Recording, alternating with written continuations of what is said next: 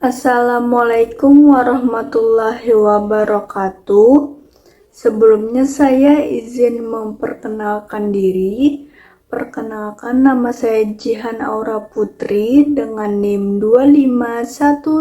2511111320011 dari Fakultas Kedokteran Gigi Universitas Lambung Mangkurat sebagai mahasiswa baru angkatan 2025 dengan dosen pembimbing Dr. Oski Iliandri, Magister Kesehatan. Jadi pada kesempatan kali ini saya akan mempresentasikan tentang sistem reproduksi pria.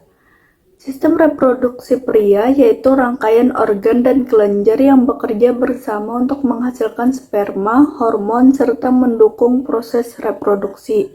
Memahami sistem ini sangat penting karena setiap bagian memiliki peran khusus dalam menjaga kesehatan reproduksi, kesuburan, serta fungsi seksual pria. Dengan mengenal struktur dan mekanismenya, kita dapat memahami bagaimana tubuh pria menghasilkan gamet, dan bagaimana proses ini berlangsung secara terkoordinasi untuk memungkinkan terjadinya pembuahan. Jadi, yang pertama saya akan menjelaskan pengertian sistem reproduksi pria. Sistem reproduksi pria terdiri dari berbagai organ dan kelenjar yang bertugas menghasilkan, mematangkan, menyimpan, dan menyalurkan sel sperma, serta memproduksi hormon testosteron. Sistem ini mencakup organ luar dan organ dalam, yang semuanya mendukung proses seperti produksi gamet, perkembangan ciri seksual sekunder, serta mekanisme ejakulasi. Tanpa koordinasi yang baik antar organ tersebut, proses reproduksi tidak dapat berjalan dengan optimal. Jadi, fungsi sistem reproduksi pria.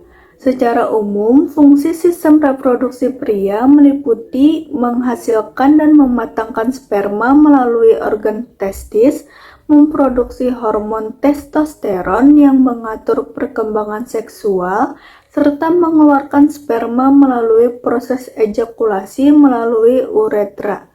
Selain itu, sistem ini juga berperan dalam mengontrol libido, menjaga kesehatan organ reproduksi, serta menghasilkan cairan-cairan pendukung yang diperlukan untuk melindungi dan membantu pergerakan sperma.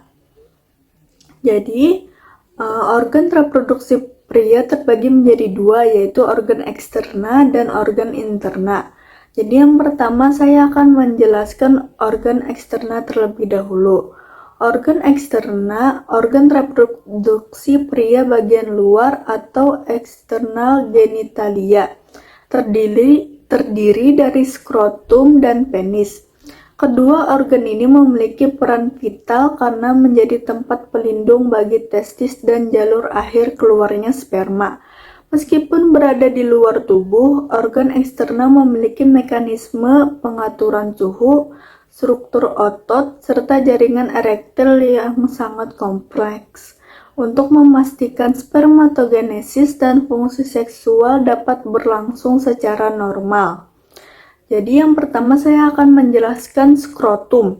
Skrotum adalah kantung kulit tipis tanpa lemak yang terletak di belakang penis dan berfungsi menampung testis. Salah satu fungsi utama skrotum adalah mengatur suhu testis agar tetap sekitar 35 derajat Celcius, yaitu suhu ideal untuk proses pembentukan sperma atau spermatogenesis. Kemampuannya mengencang dan mengendur menyesuaikan suhu menjadikan skrotum sangat penting dalam menjaga kualitas sperma. Terus yang kedua itu ada penis. Penis merupakan organ luar yang berfungsi sebagai alat kopulasi dan jalur keluarnya sperma serta urin melalui uretra. Penis terdiri dari batang, glans penis, dan jaringan erektil yang dapat terisi darah, sehingga menyebabkan ereksi. Mekanisme ereksi sangat penting agar proses ejakulasi dapat berlangsung dengan baik, Karena tanpa ereksi yang memadai, sperma tidak dapat disalurkan keluar tubuh dengan benar. Terus, saya akan menjelaskan organ interna. Bagian dalam sistem reproduksi pria meliputi organ seperti epididymis dan testis. Epididymis adalah saluran berliku yang menempel di sisi posterior testis dan menjadi tempat pematangan sperma. Di sini, sperma belajar bergerak dengan ekornya atau flagellum, sedangkan testis berbentuk oval dan berjumlah 2, berfungsi menghasilkan sperma dan hormon testosteron. Suhu rendah di skrotum membuat proses spermatogenesis dapat berlangsung optimal. Terus, saya akan menjelaskan vas deferens. Vas deferens adalah saluran berotot yang membawa sperma dari epididymis menuju vesicula seminalis. Saat ejakulasi, dinding otot polos vas deferens berkontraksi untuk mendorong sperma ke ductus ejaculatorius, yaitu saluran pendek yang terbentuk dari pertemuan vas deferens dan vesicula seminalis. Pada saluran inilah sperma bercampur dengan cairan semen sebelum masuk ke uretra prostatika. Lalu ada vesicula seminalis dan prostat. Vesicula seminalis adalah kelenjar berpasangan yang menghasilkan cairan kental mengandung fruktosa, mukoid, dan zat gizi penting yang menjadi sumber energi bagi sperma.